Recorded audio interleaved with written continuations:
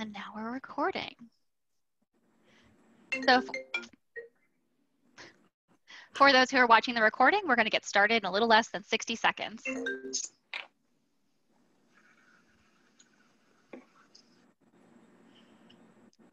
And for those who are attending this live, please know that Jen Gerlach and Caitlin Walsh from the Chamber are kind of managing the behind the scenes technical aspects. So feel free to email them if you have any issues. Also, we ask that for this event, please utilize the chat to have discussions during the event, but please utilize the questions function to submit questions to the panelists. So Jen Gerlach will be fielding those questions and shooting them over to me. So that's a little different from previous events, and we'd like to use both functions tonight. And it is 4:30, so we are going to get started.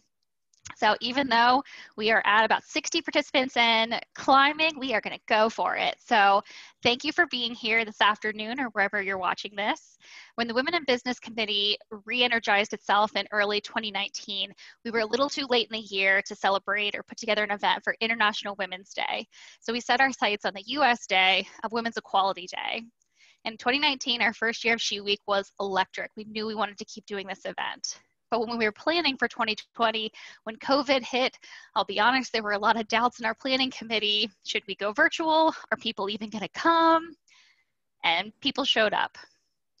Thank you for being here tonight. Whenever and wherever you're watching this, thank you for showing up. And on the subject of thanks, of course, first and foremost, thank you to the Frederick County Chamber of Commerce who makes this all possible, especially Jen Gerlach and Caitlin Walsh, amazing. And thank you for all of our sponsors who support this week and support the women in your community. So starting with our title sponsor of Frederick County Bank, as well as our Empower Her sponsors. You can see on the screen, there are actually so many, I'm not going to read them all, so please read them on the screen. We also have our Support Her sponsors, Encourage Her. We were donated design and media by the sponsors on the screen in front of us. Just really great stuff. Also, if this event stirs something in you and you want to continue the conversation, just know that Carol Delaski from Holistic Women's Retreat is having a free event after this one from 6 to 7:30 where they're going to discuss what does women's equality mean to you? What did you learn from tonight's event? So that's a free event and you can find the details on our S.H.E Week Facebook page. So now I get the pleasure of introducing you to our 4 intelligent and entertaining panelists. First up is Dr. Betty Mayfield, past president of the League of Women Voters of Frederick County. She's also served as a board member for the League of Women Voters National Capital Area. Dr. Mayfield spent 38 years at Hood College, where she was a professor of mathematics and the chair of the Department of Mathematics. Next, we have Carol Jar Cepe, currently co-president of the League of Women Voters of Frederick County, and she was appointed by the governor to the Maryland State Commission for Women in 2015. She was reappointed in 2019, and she currently serves as second vice chair. She was also appointed to the Frederick County Planning Commission in 2015 and reappointed in 2020 and is currently the chair. She previously served on the Frederick County Board of Zoning Appeals from 2010 to 2013. And when she's not busy with all of that, she's also a small business owner and a construction consultant. Next, we have Dr. Stephanie Slocum-Schaefer, who's an associate professor of political science and co-coordinator of the Gender and Women's Studies program at Shepherd University, where she teaches a variety of courses in American politics, women in politics, research methods, and public policy. From 1991 to 1993, Dr. Slocum-Schaefer served as the Assistant Director at the Center for Congressional and Presidential Studies at the American University and as a member of the Gender Bias Task Force in Washington, D.C. And last but not least is Pauline Tsao, who's a rising senior pursuing a triple degree in economics, GVPT, and dance at the University of Maryland College Park. She's in the Gemstone Honors Program, completing a project on biodesalination methods for coastal sub-Saharan nations facing water scarcity. Didn't make that easy to say. Pauline currently serves as the president of the Black Alliance Network, vice president of the Black Student Union, and director of diversity and inclusion for the Student Government Association. We only have an hour for this event, so we are packing a lot in. We're going to move through 3 main topics this evening. We're going to start with history and education about the 19th Amendment. So where did we start? We're going to move on to the importance of women voting and getting involved. So where are we now? And then lastly, we're going to look forward to the future of women in politics. Where are we going? So let's jump in. We're all here tonight for Women's Equality Day, celebrating the 100-year anniversary of the passing of the 19th Amendment. But let's start out this conversation with some foundational work. Betty, why is today important? Thanks, Rachel, and happy Women's Equality Day, everyone. The amendment that we now know as the 19th Amendment was actually first presented to Congress in 1878. It's just one sentence long. It says, the right of citizens of the United States to vote shall not be denied or abridged by the United States or by any state on account of sex. It took over 40 years for that one sentence to be approved by Congress. But finally, in the summer of 1919, both houses of Congress approved it by the necessary 2/3 majority, and then it was sent to the states for ratification. You may remember from your high school civics class that it takes 3/4 of the states to ratify an amendment to the Constitution. In 1919, there were 48 states, and so 36 of them had to approve this new proposed amendment. Over the course of the next year, all of the state legislatures were scheduled to meet, and when they did, they discussed this amendment, debated it, and then voted on it. Some voted yes, some voted no. So by the summer of 1920, 35 states had approved the amendment, and we needed one more. And there were just 2 states left to vote, North Carolina and Tennessee. North Carolina voted it down, and you know the end of the story, so you know that Tennessee must have voted yes, but it was actually a very dramatic story. On the morning of August 18th, a young delegate to the Tennessee Assembly got a letter from his mother that said, son, please do this for me. So he did. He changed his vote. He voted for the amendment, and this amendment was ratified by Tennessee by a margin of exactly 1 vote. So on August 18th, 1920, this amendment was officially ratified, and that's why we saw some celebrations last week. But it didn't really become law, didn't really become part of the Constitution until it was certified by the Secretary of State. Tennessee had to mail in a paper copy of what they had just voted on to Washington.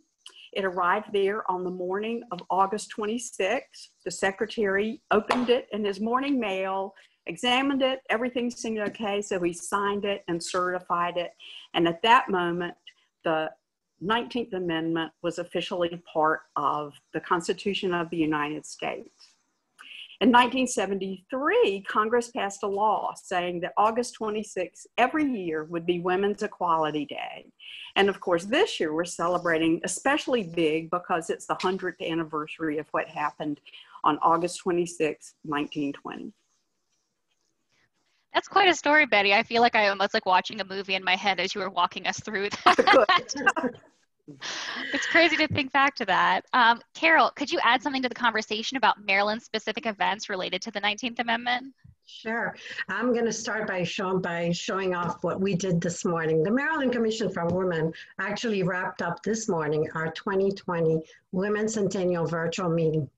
And we had Judge Barbera, Dr. Linda Singh, and Dr. Ida Jones speak this morning on the history of the 19th Amendment. And it was a powerful panel and a must-see event. It will be posted in the MCW website at www.marylandwomen.org. I just had to give a shout out to my fellow commissioners. As Betty noted, the 19th Amendment needed to be ratified by the states. And interesting, on February 20th, 1920, Maryland actually voted against ratification of the 19th Amendment. On March 29th, 1941, Maryland finally voted to ratify the 19th Amendment. That vote was not certified by the state, however, until February 25th of 1958. Maryland can trace its involvement in women's suffrage all the way back to 1648. In fact, Margaret Brant was an unmarried landowner in Maryland, and she is known as the first suffragist in the United States. She was a landowner who, as an English immigrant, appeared before the legislature in 1648 and petitioned the Maryland General Assembly to admit her to vote as a landowner. And she was arguing that as a landowner, she was due the same rights of male Marylanders. And she was, of course, denied. But even after Margaret Brandt's attempt, the women's suffrage movement was not as active in Maryland before the Civil War until after 1865, when the Maryland Equal Rights Society was formed by another suffragist, Lavinia Dundor, who organized the Maryland Equal Rights Society in Baltimore. A lot of women in Baltimore were really involved with all of this. Elizabeth King, Ellicott, Edith Hoffman, Hooker, all of these women were from Baltimore and were very, joined a lot of the leaders from the other suffragette groups around the country to push for a constitutional amendment. And there were men also that joined the cause, including Maryland's Frederick Douglass. He was one of 30 men present at the first Women's Rights Convention in Seneca Falls. Douglass, along with Elizabeth Cady Stanton and Susan Anthony, founded the American Equal Rights Association. But it was a bit odd because some Maryland women actually did not have to wait for the passage of the 19th Amendment to exercise their right to vote. In 1896, the charter of Laughlin Heights in Garrett County granted universal suffrage, but there's no evidence that women actually were able to vote in the municipal elections. But in 1908, the town of Steel Pond in Kent County received a charter which granted female taxpayers the right to vote. 3 women actually voted in the town's election that year. But even more interesting in Maryland's history is shortly after the 19th Amendment was passed in 1920, Judge Oscar Lesser sued the state of Maryland to remove the names of 2 Baltimore women from the list of registered voters. And his position was that the Maryland Constitution granted voting rights only to men, and that Maryland had not ratified the 19th Amendment. But in January of 1922, the United States Supreme Court, heard arguments in the case, and luckily, in a unanimous decision in 1922, the Supreme Court ruled against Lesser, confirming the constitutionality of the 19th Amendment. There's a lot more that can be said about Maryland's history, but I urge you to take a look at the website, Maryland Commission for Women's website on the summit, www.2020womensummit.org. We have a page dedicated to the 19th Amendment with links to several historical sites and publications on the history in Maryland. Oh. A lot. So there's a lot of information there. Thank you, Carol. I mean, as a born and raised Marylander, we're just born with that Maryland pride, but I was a little disappointed to hear how long it took us to get on board with the 19th Amendment. So we celebrate the 19th Amendment because it eliminated gender as a barrier to voting. However, there were still remaining barriers for women of color, which tend to be left out of a lot of the conversations and celebration. So let's spend a few minutes talking about what voting was like for women of color after 1920. Including but not limited to African-American women, Asian American women, and Native American women. So Betty, could you start us off with some information about that? I will. In many ways, the women's suffrage movement grew out of the abolitionist movement. Lots of people were involved in both of those efforts. There were many Black suffragists, some of them famous, like Sojourner Truth, and many more whose names have been lost to us, sometimes on purpose. We find that their efforts, their contributions were often minimized or hidden from others. In order to get the 19th Amendment passed, the women suffragists had to convince a bunch of white men, first in Congress and later in state assemblies, to vote for it. And many of those men were terrified at the prospect of thousands and thousands of Black women getting the vote all of a sudden. And so these women made a conscious decision that getting the amendment passed was more important than making sure that all women were treated fairly.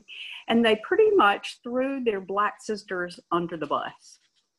As one example, in 1913, Alice Paul was organizing a big suffrage march in Washington, D.C. on the eve of Woodrow Wilson's inauguration. Lots of people in town, big stage, great opportunity for the suffrage movement.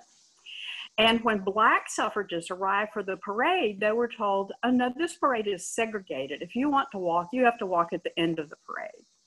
This included Ida B. Wells, who had arrived from Chicago to march, and a group of young women from Howard University who had just formed a sorority, Delta Sigma Theta, to promote academic excellence and provide assistance to those in need. They were very interested in suffrage and women's suffrage and assumed they would be part of this march. I think many of you know that the Deltas are still thriving. There's a very active chapter here in Frederick County. And in 2013, they organized and led a women's suffrage march through the streets of Frederick, in which many women's groups in Frederick County were involved. So I hope that lots of you remember that march. Maybe many of you went on the march. And again, we give a shout out to the Deltas and all their great work here. So finally, it's 1920. The amendment has been passed, and in theory, all women should be able to vote. But in practice, it was very different for some women. For Black women, they faced the same barriers that Black men faced when they went to the polls. Poll taxes, literacy tests, intimidation, including physical intimidation and violence. Some states passed laws that made it illegal for descendants of states to vote. For Latina women, it tended to depend on where you lived. In New Mexico, for example, there were many Spanish-speaking families with lots of political clout who were very well connected. And there, actually, the Anglo and Hispanic women worked very well together to make sure that the amendment was passed. And after it passed, both the Republican and Democratic parties nominated Hispanic women, one to run for Congress and one to run for Attorney General. In Texas, on the other hand, most Spanish-speaking women were very poor sharecroppers and were subject to the same sorts of Jim Crow laws that African Americans were in other parts of the country. Asian American women, Native American women were not even citizens, so they were not allowed to vote at all. Another 40 years passed before the Voting Rights Act made all of this sort of barriers to voting illegal and made discrimination for voting with respect to race illegal. This is really a shameful legacy of the women's suffrage movement. And as we celebrate or commemorate the 100th anniversary of this amendment, I think you see a lot of self-reflection, a lot of self-examination, an acknowledgement of our past sins, and a determination to do better in the future. And I think this is one of the mountains we have left to climb in this era. Thanks. Thank you, Betty. And Pauline, could you continue bringing us a little more forward in history and add a little information about the importance of women of color during the Civil Rights Movement era? Yeah, absolutely. I think something about the Civil Rights Movement that we don't often talk about is the role that Black women had, especially in terms of getting the Voting Rights Act passed, but also in terms of getting just basically helping Black people kind of try and navigate the different laws that were put in place to keep them from voting. So for instance, like the literacy test, Delta Sigma Theta Sorority Incorporated, what they did is they actually did a national library project where books from the North were sent to the South to help Southern Black people learn how to read better so that they could further pass their literacy tests. But that's not something that's often highlighted either. Or even if you think about Fannie Lou Hamer and her amazing speech that she did at the 1964 DNC convention. So just all of those very pivotal moments that absolutely helped pave the way for Black people in general voting, but also for women voting, that were put in place by Black women are often not necessarily highlighted. So I think that's something that we could do a lot better of highlighting just as a whole. Thank you, Pauline. And I hope everyone was taking notes to Google these things later. You're like, gosh, I didn't know that name. So we need to take note of that. So thank you, everyone, for helping us just set the scene about where we started. So now we're going to switch gears and move to where are we now? And Caitlin is going to start our first poll of the evening. And the question is going to be, have you ever thought about running for public or elected office? So either at the local level, the state level, the national level, or not at all, which is totally fine as well. So we're going to leave that open for about 30 seconds just to get some information about that.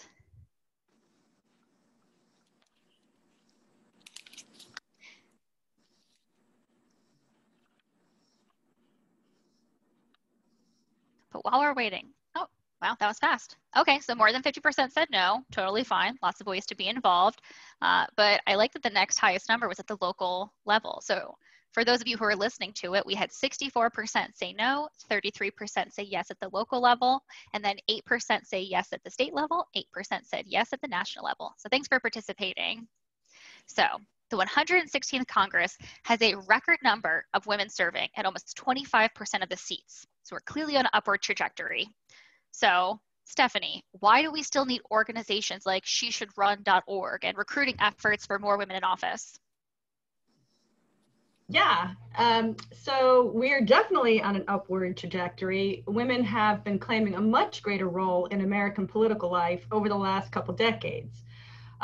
Even though women were once denied the vote, that today they make up a majority of the voting age population, a majority of registered voters, and a majority of actual voters. Yes, since 1980, voter turnout for women has equal or exceeded the turnout for men. In fact, with each successive election, women have outvoted men at increasing rates. So women have voted at higher rates than men across all racial groups. Young women have outvoted young men in every election since 1976, except for one. So all this means, right, that there's a lot of potential power for women in the US political system. And as you mentioned, right, we have a record number of women in Congress after the 2018 elections. We also have a record number of women elected to the state legislatures in the United States in the 2018 elections. And I'm very happy to report that for the 2020 election cycle coming up, we have a record number of female candidates, right? So all of that is wonderful news. However, at no level of state or national office do women have equality with men. Women make up more than 50% of the population of the United States, and yet they only hold a quarter of the seats in Congress, less than 30% of the seats in the state legislatures, 18% of the governorships. Women hold only 3 cabinet level positions in the Trump administration, 21% of mayors of the largest cities, and only 33% of the Supreme Court justices. And the numbers for women of color are even worse. 9% of Congress, 7% of state legislators, and 10% of the mayors of the largest cities. So, and even though we have a record number of female candidates for 2020, that still only make up less than a third of all the candidates for 2020 are women.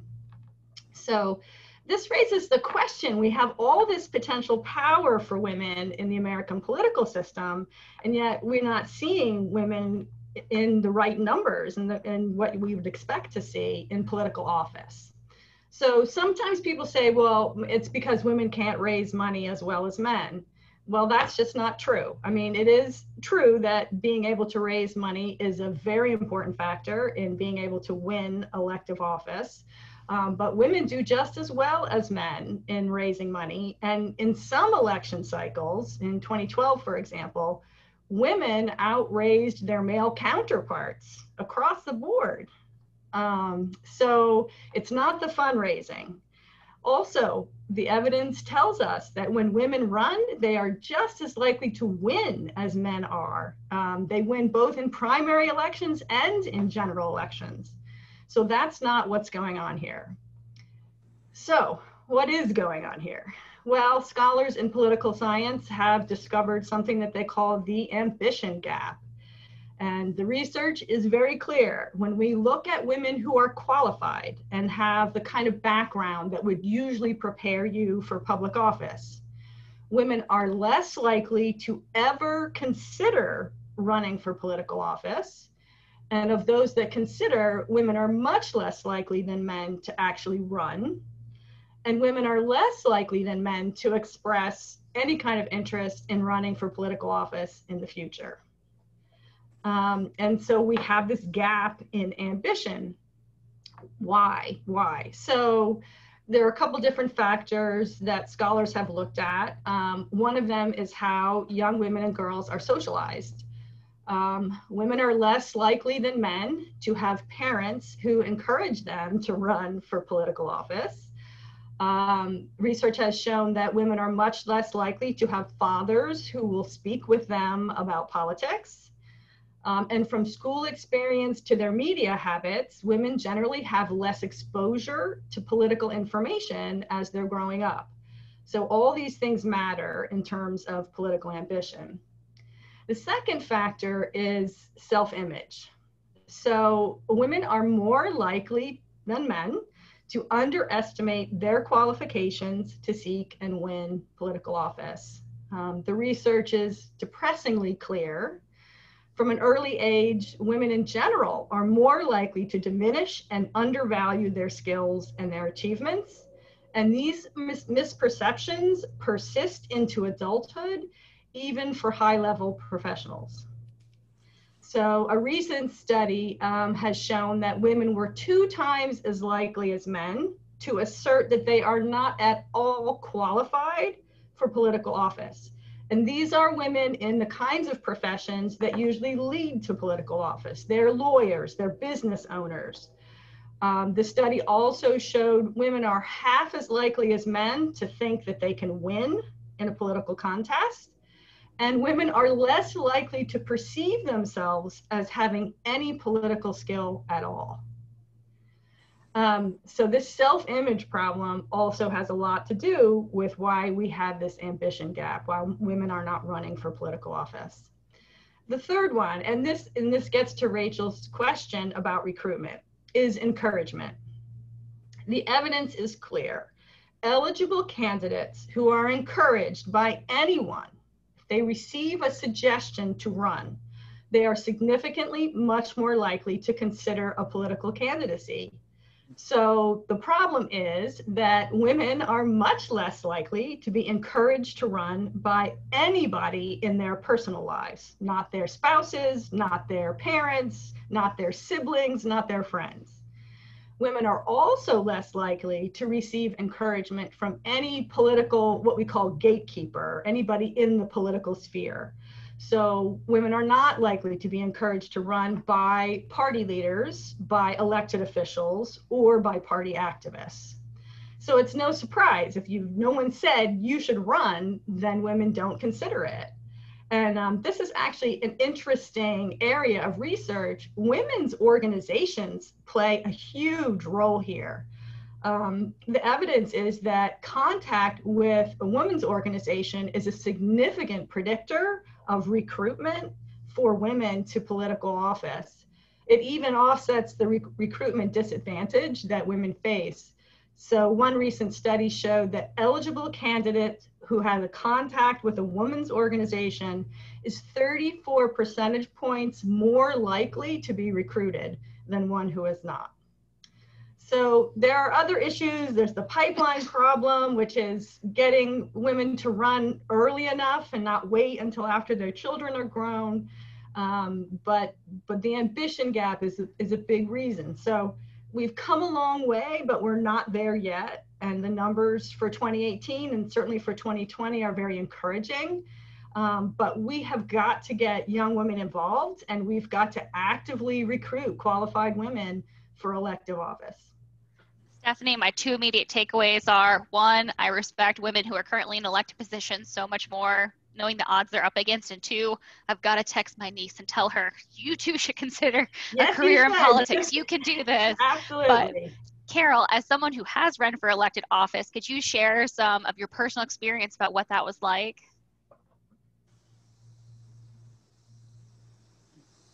You're muted, Carol. Yes. There, thanks. Sorry. Okay. Yes, in 2014, that was a while back, I did run for office. I ran for county council, and I only went through the primary, didn't make it through the primary, but it was challenging. There was a lot of information that I had to gather. I did have a group of people that were helping me, and I think the one thing that you really need to have is more support, more encouragement from other people around you. Help them understand why you're doing it. Some people were like, oh, why are you doing this right now? You can do more as an activist instead of running for office. So there was a lot of back and forth with people. You know, some of them were partners, some of them parents. And we have little time between everything else that we're doing, but we also seem to think a lot more about family. I know in 2018, I wanted to run, but didn't run because of family, because I think women tend to be more aware of the impact that they will have on the family. If there's a special event, it could be your daughter going to college or somebody's getting married. There's always something, and maybe in the future it's going to be a grandkid, but who knows? But the point is that we're always thinking about, is this the right time for my family? And then we tend to step back. And I don't think it's a lack of ambition necessarily, but just a awareness of how I think we are like what holds the family together, that we are so, the people depend on us so much that we do need to be there for them. And we are very cognizant of that as well. But it's not only, one thing that I want to mention, it's not only that women need to run, we also need to have women vote. In 2018, there was only about 55% of women in the US that voted. So imagine what the suffragists would think. After all this work, some of us are not even taking our rights seriously. I heard a lot from voters going door to door on what I consider to be their individual social voting barriers. These barriers vary among age, racial, and economic groups, but they're not only specific to women. Generally, the excuses I heard and continue to hear are, I don't have time, I work all day, I'm too tired after work and my chores, I don't want to do anything else, I'm too busy to be bothered researching the issues and the candidates, I have no stake on the outcome of the election. It's like a barrier of inconvenience, not wanting to make the effort. And there's also indifference. People generally mistrust politicians. And sometimes they tell me, you're too honest to win an election. So I hear that a lot. So when I was on the campaign trail, whether as a candidate or for a candidate, I heard a lot of, it does not matter. They're all paid by lobbyists. And the most uninformed response was, what politicians do have little impact on me. That really was hard to hear. It's hard for them to even understand how the official elected can impact their lives, whether it's taxes, environmental issues, services to their communities. So many do not understand the importance of their vote. So I urge you to check the league's vote411.org, do your research on the candidates and make an informed decision. And as a friend noted to me just recently, with the right to vote comes the obligation to carry out that right by voting. If I could jump in here, I could just want to add, I couldn't agree with you more, Carol, and just also say, we know that people are much more likely to vote in a national election, and yet what happens at the local level affects you so much more directly and so often. And of course, your vote carries a lot more weight in a smaller election pool than it does at the national level. So when you go out there and vote, make sure you do it at the local level. Thanks, Stephanie. So, as everyone who's attending or listening to this event has heard by the introductions, these are impressive, busy women. They have careers, school, personal lives, and they also volunteer their time with organizations. So, this is a question for Carol, Betty, and Pauline.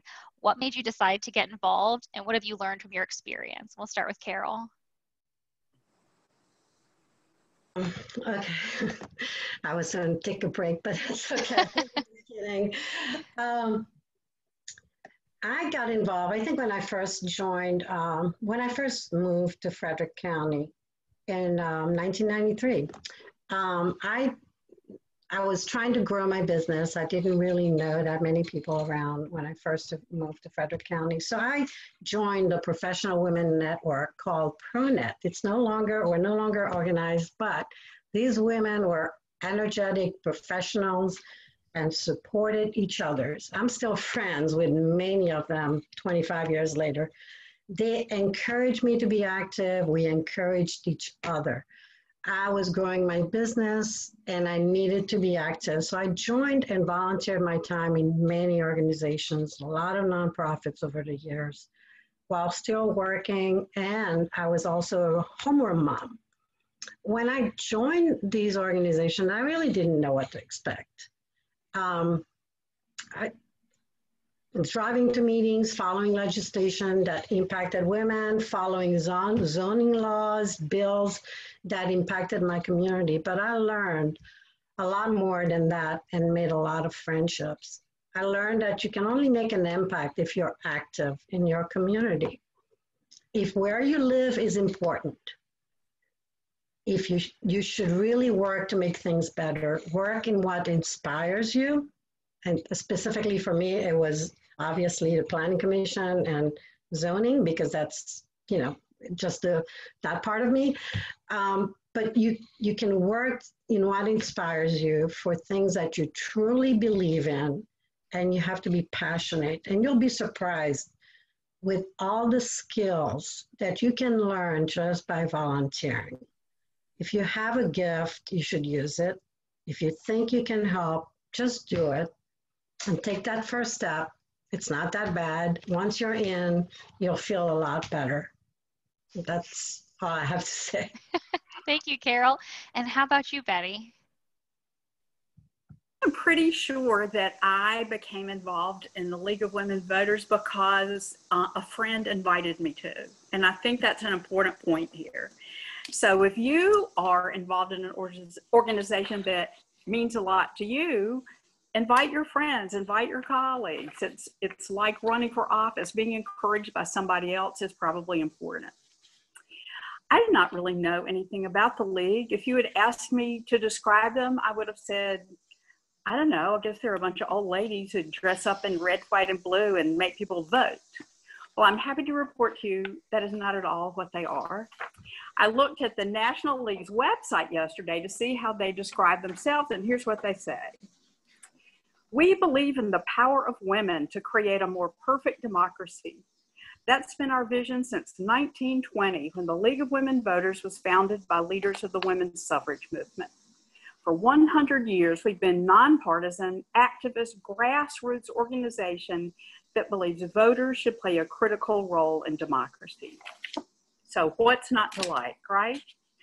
I found the League to be a bunch of incredibly smart, incredibly passionate, capable, well-informed women and men who make a lot of difference in the world around us. Yes, we care about democracy, we care about voting, but about all sorts of other issues that affect people's quality of life, like the environment, like healthcare reform. I have learned so much about so many issues by being involved in the League, things that I had never thought about, like bail reform or livable Frederick or death with dignity laws.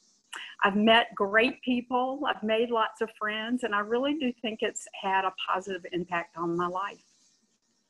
Oh, I appreciate that. I saw a comment pop up where someone totally agreed that's what they thought the League of Women Voters did. So glad you cleared up some myths there. One person straightened out. And how about you, Pauline, as someone who's also involved in a lot of organizations? So whenever I'm asked this question, I always say, and this is going to sound weird, but I never wanted to be a leader, if that makes sense. When I came into college, I just wanted to get my degrees and go. That's it, really. My mom always drilled into us, like, college is not a playground. This is serious business. A degree means so much, so just focus on school. But I think throughout my time at UMD, just seeing so many different issues that kind of piled up on top of each other, and then seeing gaps in organizations and seeing that there's a clear voice that was not necessarily heard, and a clear voice that just wasn't really being highlighted or addressed. And it's not necessarily like I felt like I had to be the person to fill in that gap, but more so that I wanted to help bring the different voices that were left out to the table. And so I think that's where I've positioned myself in various different ways at UMD, where my role isn't to be the person that says, we should do this, we should do that, but rather going to every single person and saying, what do you think we should be doing? And then gathering all of that together. Just because I feel like at the end of the day, if you're doing something for a community, but you're bringing in your own perspectives, are you really doing something for the community, or for yourself? So I think that's been my biggest, I guess, experience from college. And even now, like, for instance, being invited to something like this is crazy to me, or just being seen as a leader is crazy to me, because that's never been what I thought of myself. But more so helping other people realize that you deserve a seat at the table. And if we're all at the table and you're not here, something is wrong. The table is not done yet. We're not about to sit here for dinner and have a conversation. The dinner starts when you are at the table as well. Thank you. I hope this is one step on your upward badass journey, and I hope you keep doing great things that you never thought you would do. And we're going to keep you in the hot seat as we switch into our final topic of looking forward. So Caitlin, hit us with the next poll, which you might be surprised we didn't start with this poll, but it's the real basic one. Are you registered to vote? So hopefully that's a pretty easy one for most people to answer, and I'm fingers crossed I get a lot of yeses. So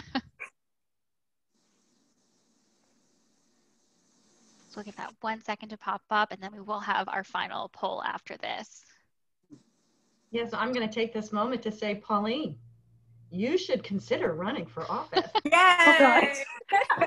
I'm glad we're recording this event so we can bring it back. Wow! And 100% of those who voted said, yes, I am registered to vote, which is an incredibly important question to ask everyone. Ask your friends and family, ask them now. But now we're getting to our second question and our last poll of the evening, because this is an important follow-up question. How do you plan to vote?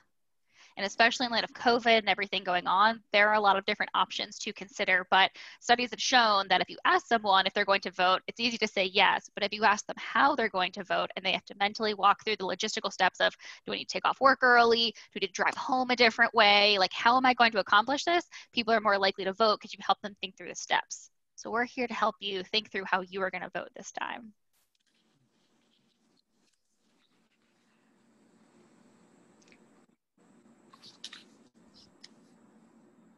Well, before we go to our last thing, Kristen said, I'm not sure of the options in Maryland. I believe Carol or Betty, you may have a website that would provide information about voting options in Maryland. Our answer to every question is vote411.org. And the options are the ones you see here on the poll. We are really lucky in Maryland that anybody can get an absentee ballot without giving any sort of answer. So especially this year, an absentee or mail-in ballot, which you may prefer because you don't want to go to a poll, is really a good option. There was an article in yesterday's Frederick News Post about all the early voting places and all the ballot boxes and where they're going to be. So that might be a good place to look for that information. Thanks. And our most popular answer with 38% is absentee mail-in ballot dropped in the ballot box. So Surprisingly, 23% of people expect to vote live. So wear your mask and good luck.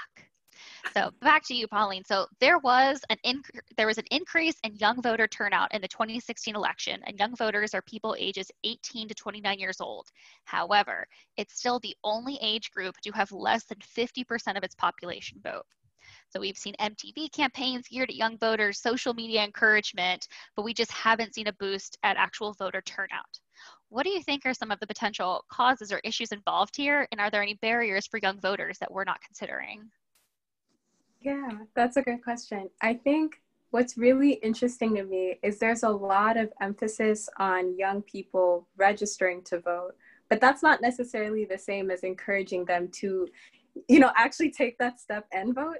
And I think something that plays into that of why young voters might not vote as often as they should is elections and sometimes politicians, the issues and the topics that they speak on to us, they don't seem to cater to our current experience, but rather in 10 years, that's something that would be more relevant to us. So I think one of the reasons why Bernie Sanders was so, I guess, everyone in my age group, not everyone, but a large majority of young people really supported him was because he always talked about free college, free college, free college. And as someone who, is going to have student debt, that's very appealing. And so if we had more topics like that were included in politicians' platforms, I think that might help. I think another thing that we don't think about is young voters who go to college change their addresses a lot, but also just young voters in general. If you decide to live in a different city or take a job elsewhere. And so then that process of re-registering to vote is kind of tedious as well.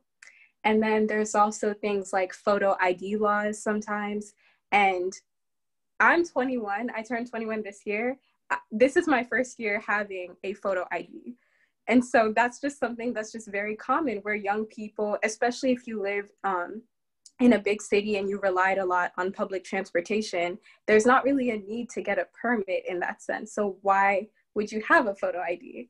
And so when those laws are put in place, they negatively impact young voters, but they also negatively impact different populations such as the Black and the Latinx community, because those groups in particular tend to be less likely to have voting IDs, or just like photo IDs.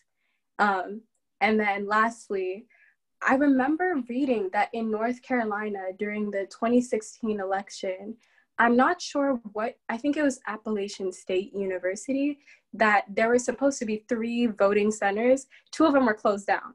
So less people came out to vote. So there's also that as well, where there's like on college campuses, there's always so many initiatives and registration centers.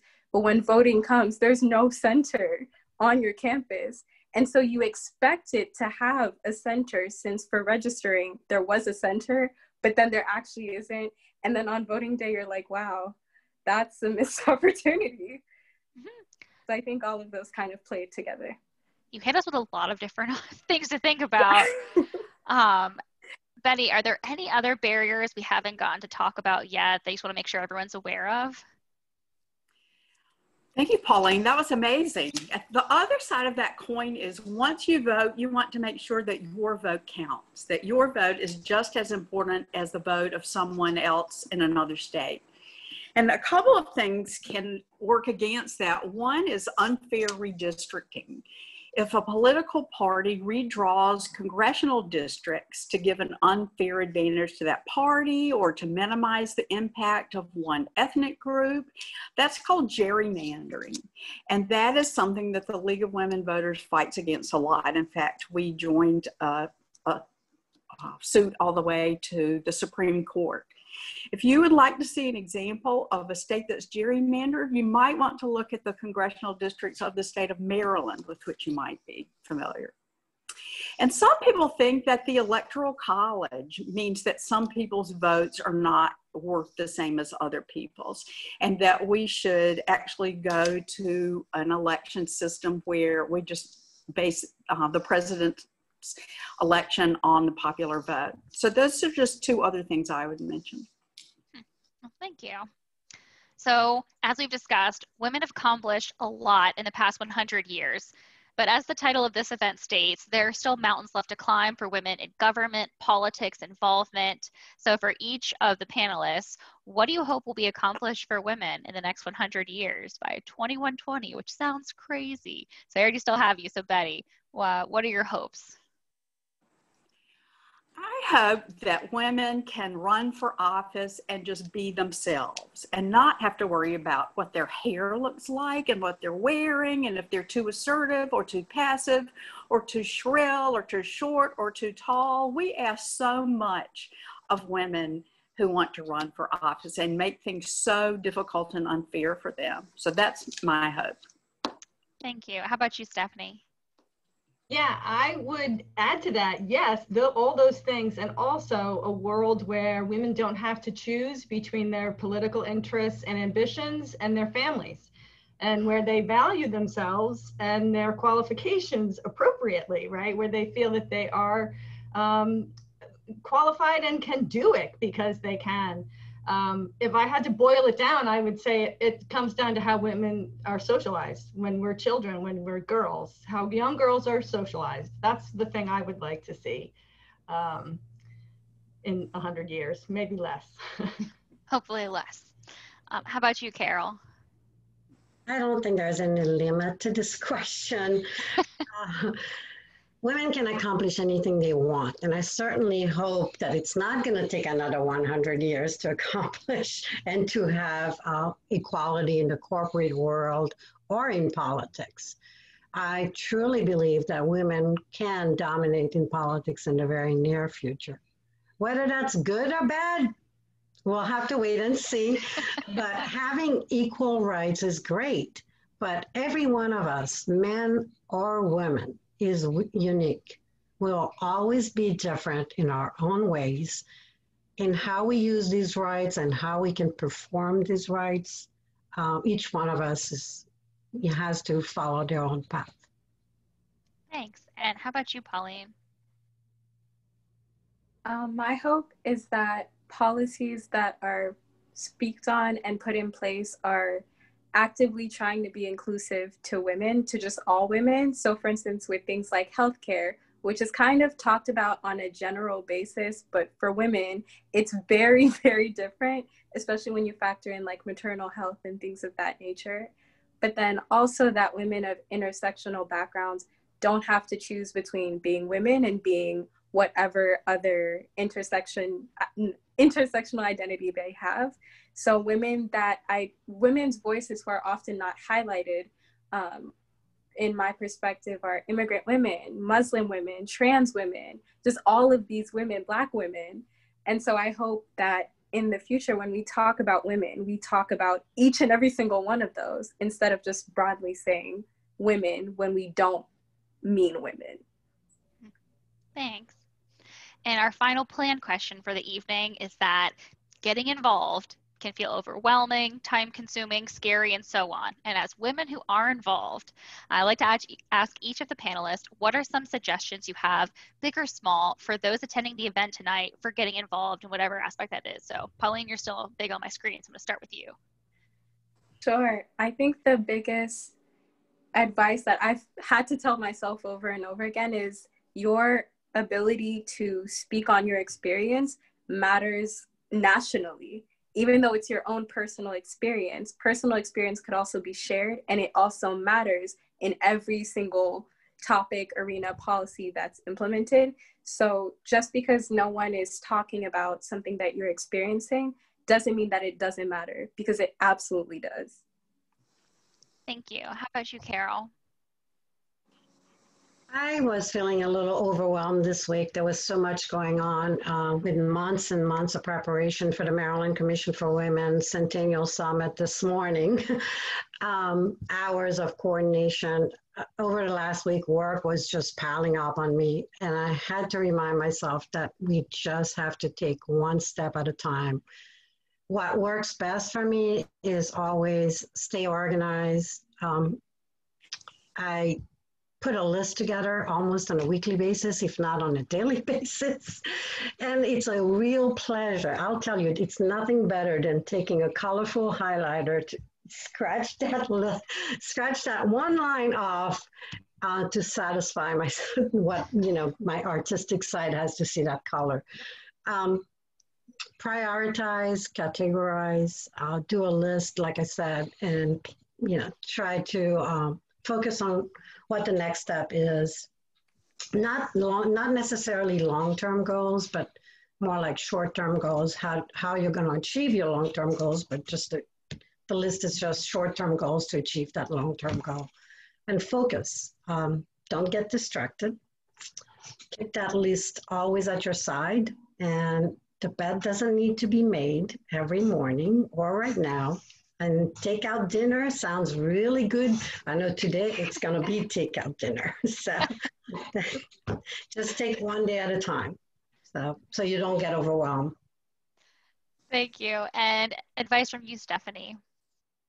So I have a big thing and a small thing. And my big thing is you should take 5 minutes and consider running for political office. You should think about that. I think everybody who's involved with this S.H.E Week and is attending these events, and 60% of you said you've never thought about running for office. I want you to do that. So that's my big thing. I want you to think about it and maybe even do it. My small thing is you all know some awesome woman, a friend, a colleague. You should tell her that she should think about running for office, right? That kind of encouragement makes a lot of difference. And then I would also say, if you don't already do it, read the newspaper. And last but not least, Betty. Well, first of all, the fact that you have registered for this event and have sat here for an hour and listened to us talk about women in voting means that you're well on your way. You're obviously interested and involved. And since we're talking about the 19th Amendment today, I tried to think about organizations in Frederick County that have to do with women and voting that if you were interested, you could check out. And I thought obviously of the League. AAUW, the American Association of University Women, does a lot to do with registering voters and educating voters. There's a Republican Women of Frederick County, the Women's Democratic League of Frederick County, and a group that I don't even know anything about, but they keep popping up on my Facebook page called Votes for Women Frederick. So think of a topic you're interested in, Google it, and put Frederick County after those words. And then everything's online now. Nobody's meeting in person. So you can spy on them. You can look at their webpage, their events, their Facebook page, and you will undoubtedly find an organization that fits you and your personality and where you can make a difference. Thank you. We are almost at the end of our time, but I received 2 questions that are fairly similar, and they seem like they might be up Stephanie's alley, so get prepared. We received 2 questions related to like knowing someone or being interested in running for office and feeling like you don't have the perfect background. So we often expect, as we've discussed, people who run for office should be lawyers or doctors or really impressive people. So perhaps you may have criminal background, or you may not have the best background. What do we say to those women who are interested in running for office but are concerned about their history and how that's going to impact their ability? I really wish I had a good answer for this. I think this is a problem that faces everyone who considers running for office, but is especially problematic for women. The expectations of voters about women candidates are quite different than the expectations they have for men, and that makes it very complicated. I mean, part of what Carol said about thinking about the family and considering family responsibilities, not only do potential candidates take that into consideration, but voters do too. They sometimes will punish female candidates because they believe they haven't really lived up to their maternal role, their maternal or feminine role. I guess what I would say is you just have to soldier forward with that. And I would also say that, no, maybe I guess I'll just leave it there. I mean, I think the media can be very difficult in terms of highlighting the negative aspects, and that sort of just comes with the territory, unfortunately. But also we should support those women and say, you should run. That's what I've been hearing from you all night. Yes, indeed. Even if they're not sure, you should run. And I can add that the day that I decided to run was the last day, 2 hours before closing. I was driving from Rockville, Montgomery County, from somewhere, and I called my husband. I said, print out that paperwork. I'm dropping it off tonight. It was about 5 o'clock in the afternoon. I was driving, and I said, it closes at 8. We're going there. We're dropping it off. It was a last-minute decision, and I'll never regret it. But, you know, you've got to, what I said to myself that day was, if I don't do it now, when am I going to do it? And that I should have done that in 2018, but I didn't. And mostly because my daughter was getting married. The timing was just not perfect. It was just she just chose the wrong time to get married. So I'll blame her, but she better not have a grandkid for me in 2022, right? Anyway, it was a pleasure being in this panel. Thank you. And I've seen this pop up in the chat a lot, the website sheshouldrun.org. I do encourage people to go to that, even if you think it might be a resource to send to someone else. It provides a lot of basic information about what it's like to run, and it can help you find support systems for running. So I've seen that pop up a few times in the chat. So I would recommend just checking out their website in case it might be a helpful resource. We are at the end of our time. So I forgot to introduce myself in the beginning. I'm Rachel Paskovich-Kuntz, and I'm the co-chair for the Women in Business Committee at the Chamber, also one of the co-founders of S.H.E Week. This has been such a pleasure. Thank you to my panelists. Thank you to everyone who's attending this live or listening to it later. I do want to leave you with a quote from the recently deceased civil rights icon, Representative John Lewis. He said, "The vote is precious. It is the most powerful, nonviolent tool we have in a democratic society, and we must use it. And so you must go all across America and tell young people and people not so young, tell all of us, vote. The vote is powerful." So very timely considering we're coming up upon an election, but thank you for spending time with us this evening. Feel free to reach out to our panelists in the future if you have additional questions. Also consider Carol Delaskey's event after this from 6 to 7:30, and I hope you all have a great Women's Equality Day. Thank you. Bye. Thanks, Rachel. Thank you.